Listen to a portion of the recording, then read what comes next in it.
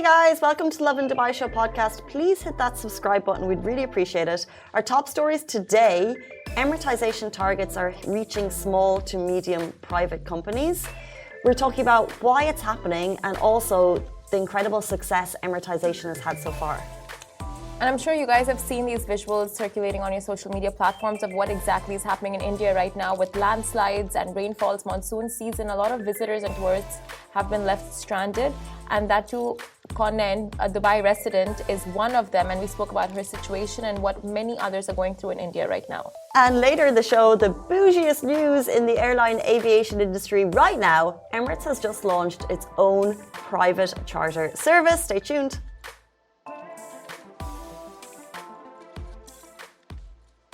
Good morning, Dubai. Welcome back to the Lovin Dubai show, where we go through the top trending stories that everyone across the country is talking about today. Our top news story, Emiratisation targets hit small private companies. We'll also be talking about a Dubai resident who got stranded in Leh Ladakh, India, amid heavy rainfalls and landslides. The bougiest news in the airline industry yesterday, Emirates launches a private charter service. And after that, Casey and I will be learning a little bit of Arabic. So there is that. If you guys want to join in, please feel free. But before we get into all of that, one of our conversations yesterday drummed up a lot of interest. We were talking about the guy from who flew from the UK to Dubai for, I think, a total of about 303 dirham. He did it by flying Wizz Air to Bulgaria, then Abu Dhabi, and then a bus up.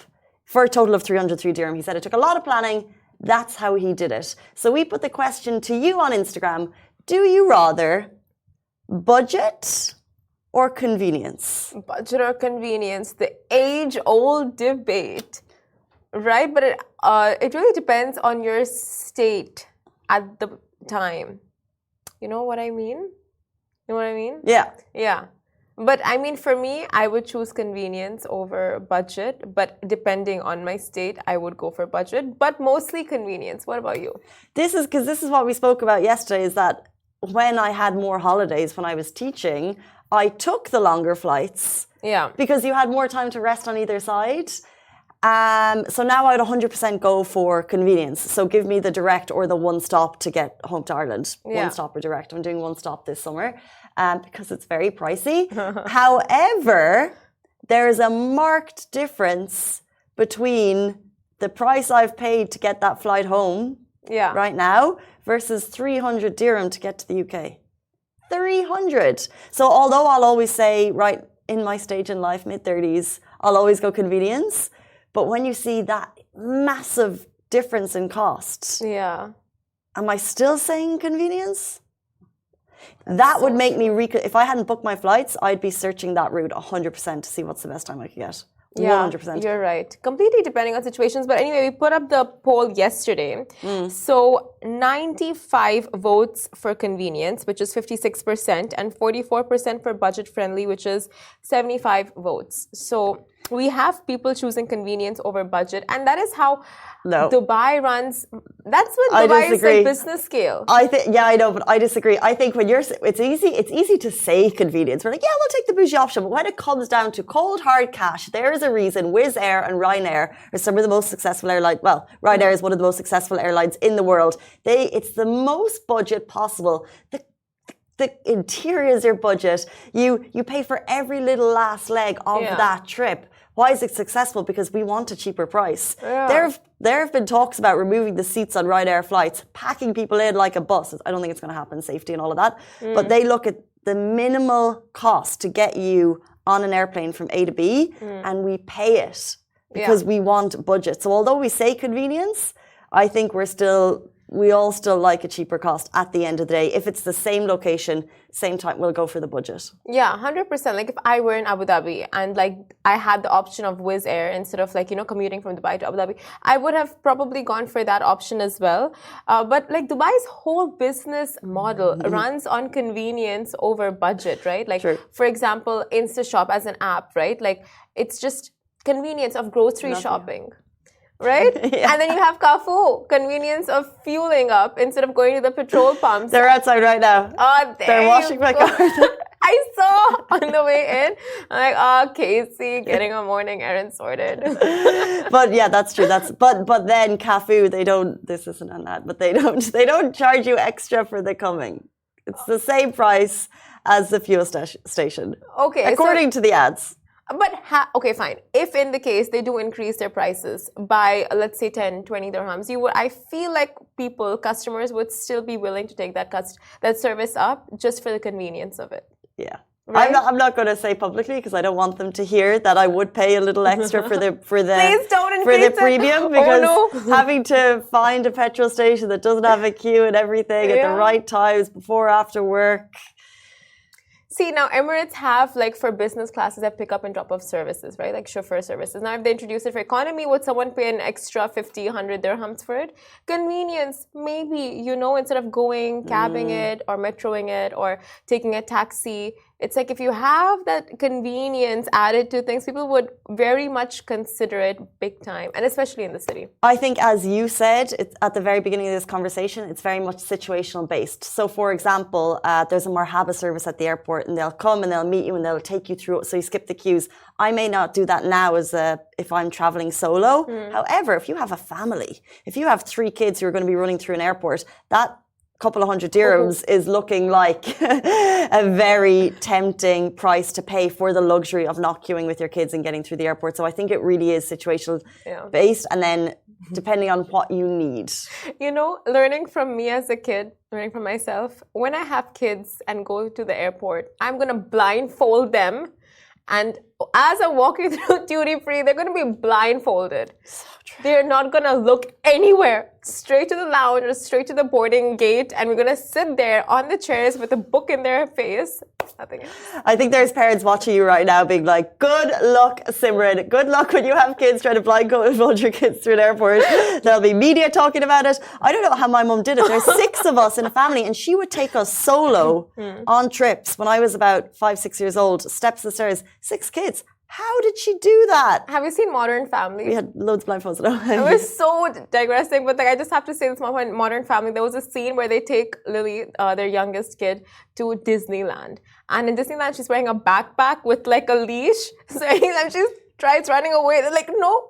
And I feel like that is so convenient. Yeah, I've seen these. I bet you there's a nicer term than leash. There's going to be there'll be like a safety, Yes.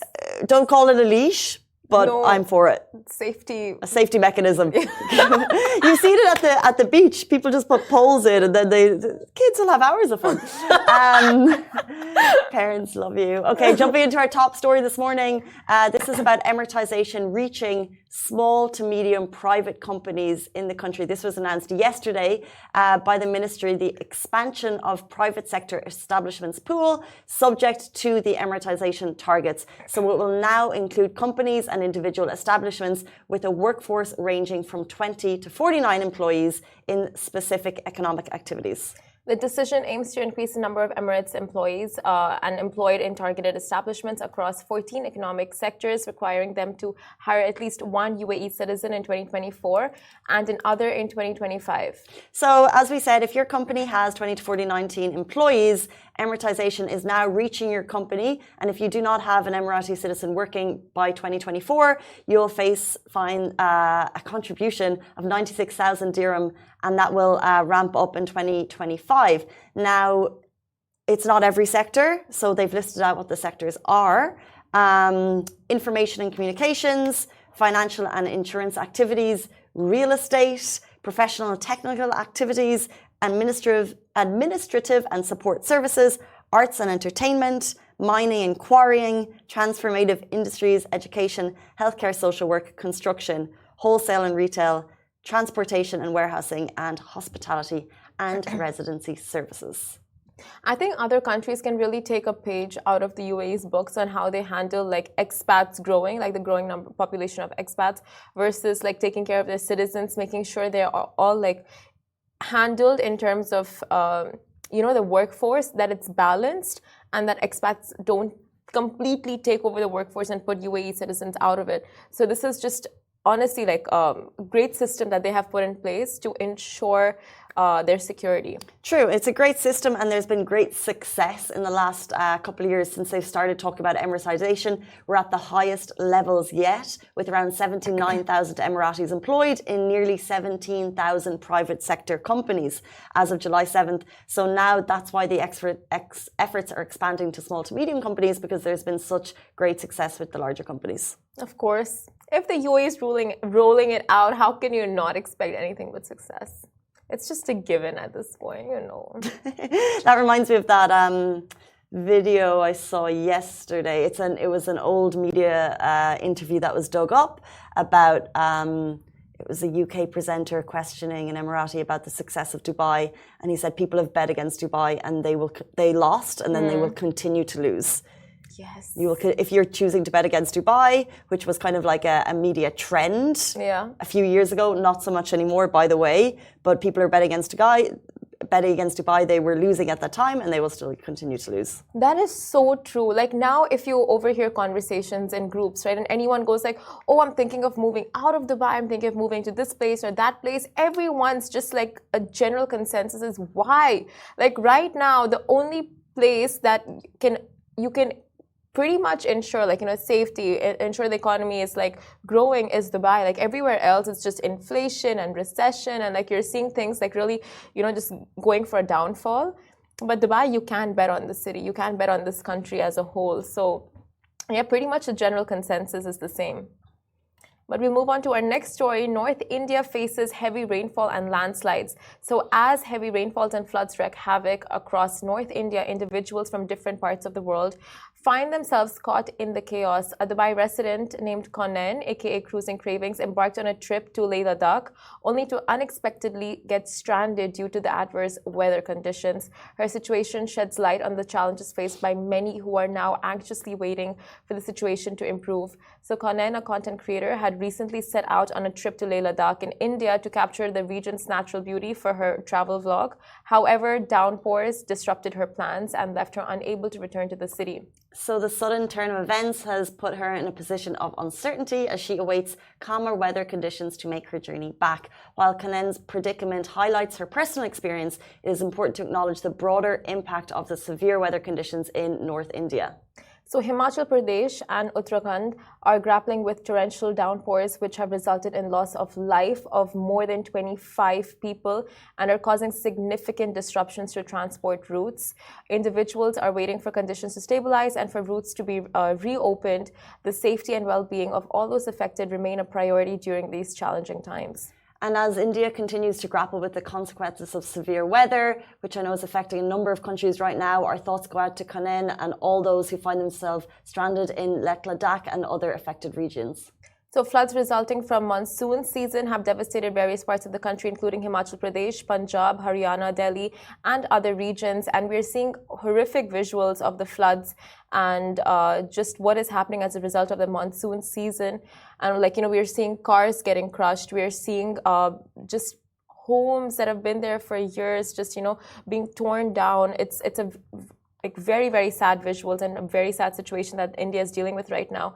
But like this really goes to show like how much more we should be aware of global warming as we go on, and like, you know, just make sure we have the infrastructures in place to combat these weather conditions. 100%, and there are a number of countries being affected by monsoon season. It's that time of year, so our thoughts and prayers are with everyone. We're going to jump into our next story, a little closer to home and back to that Dubai trend of travel. Emirates has launched a private charter service. So this news is extremely bougie. When we're here thinking about business, other people are thinking about private charters. Flying is considered a thrill of life. You get to see new places, visit family and friends, and making new memories in new locations. Most people fly economy. Pretty much. Most people fly economy. Yeah. And occasionally, if you've racked up those points for years and years, maybe you'll get to fly business or first class. It is, however, quite uncommon to travel on a charter, especially for short trips, unless, of course, the option is available, and Emirates is doing just that. Emirates. killing it. The charter aircraft can seat up to 4 passengers, and short flights are well stocked with bites and bevies. You can fly to a wide range of GCC destinations, both within and outside of the Emirates network, with quick turnarounds to points in the Kingdom of Saudi Arabia, Bahrain, Kuwait, Oman, and within the UAE. And each passenger can check in on one medium-sized bag weighing up to 15 kilograms and carry-on handbag. There are more terms and conditions with these flights, by the way, which you can check on Emirates. There's going to be an Emirates chauffeur drive service. You can take that from Dubai to DWC. There'll also be a VIP experience with a dedicated representative who will support you on your journey through the airport and ensure minimal pre-flight wait times. Upon arrival, travellers will be fast-tracked and have a quick VIP clearance at customs and immigration provided by private terminal service partners. They'll also have access to the private terminal lounge. This is taking VIP flights to the next level. And of course, Emirates is the first to roll it out, and you can no doubt expect other airlines to follow suit. Now, let's check the price.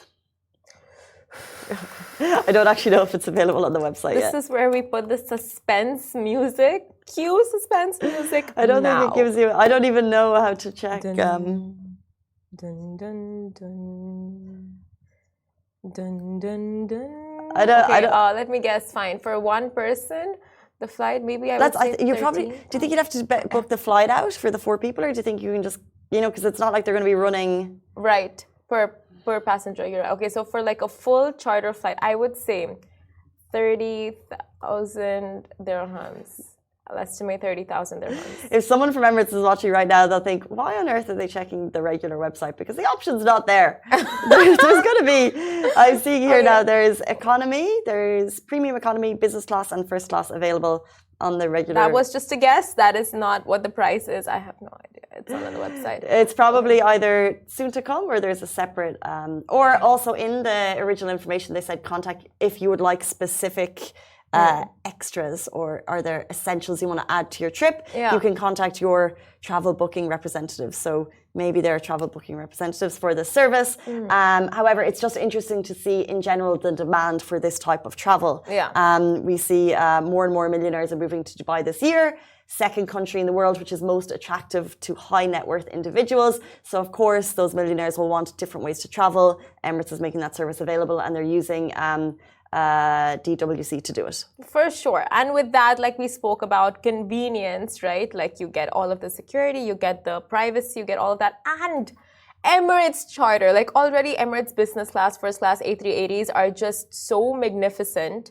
And now they're having a charter rolling out. So it's going to be like topping the game of charters. Like, so bougie. You can just imagine, right? So. Like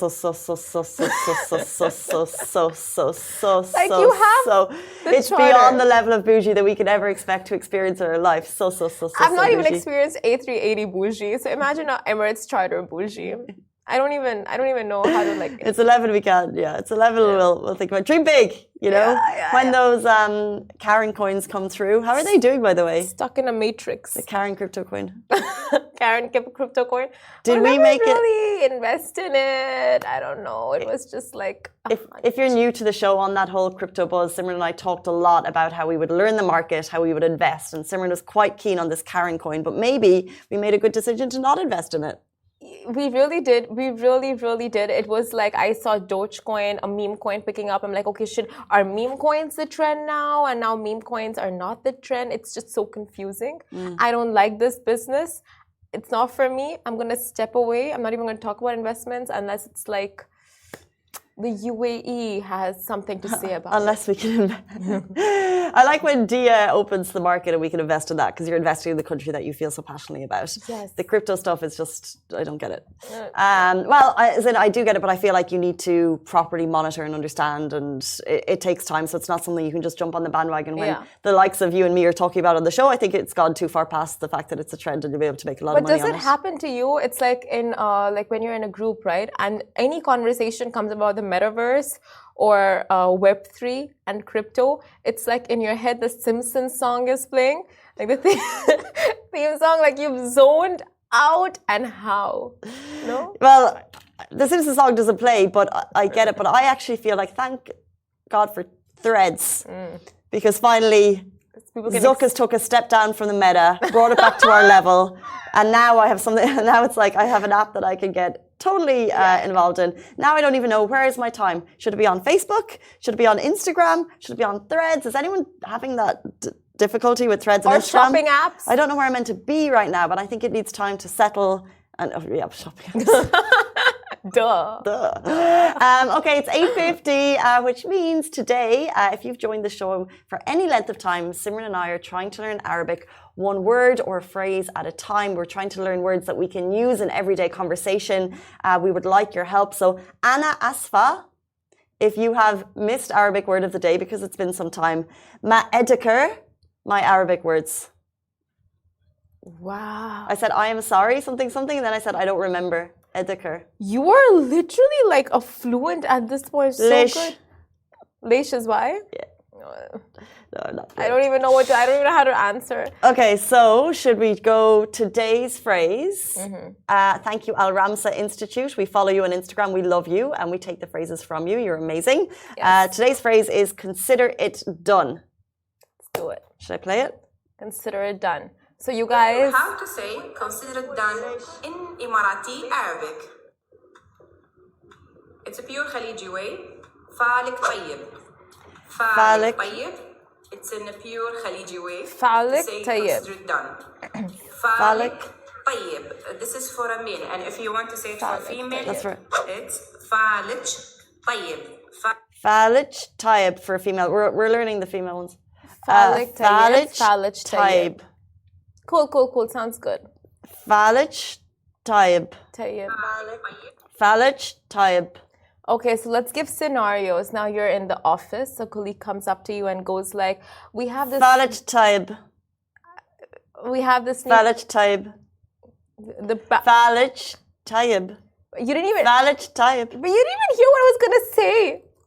But good to know the response is consider it done. You know what? You can use that for any aspect. Simran, I'd like to borrow some money. Ah, you got me there, Casey. You got me there. Very thakia of you. Very thakia of me. Thank you. Thakia means smart. Oh my God. Don't be surprised. You were a very good student in school, weren't you? Shukran. Oh my God. Anna? Need? Flus. I need money. Anjad. And We're just going to stop throwing out these words because they're she's not one helpful. of you guys now, Arab world. Mub. Take her. Mub. What is mub? Not. Okay, but what we really want to do is actually try and remember these. So there's a whole page I can't remember. So consider it done is Falij Taib. Falij Taib. Falij Taib. If you're watching on Instagram and we're butchering, we apologize. Apparently this is a real Khaliji way of saying it. Oh, Shahir says you're doing great, sweetie. And he is our cruelest critic.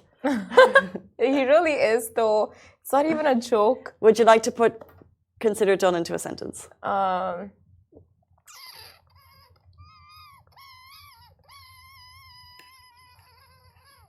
That is Simran making those noises. This is what it's like sitting next to her. Don't tell them that. So exposed. Anna. No, I cannot. You put it into a sentence. I don't even know. Okay, fine. Consider it done. Can someone help Simran? She needs to put Falij Taib into a sentence before we can finish the show. Okay. Anna. Eat. Cake. Hag. But. Nope. For. Breakfast. Consider my diet Falij Taib.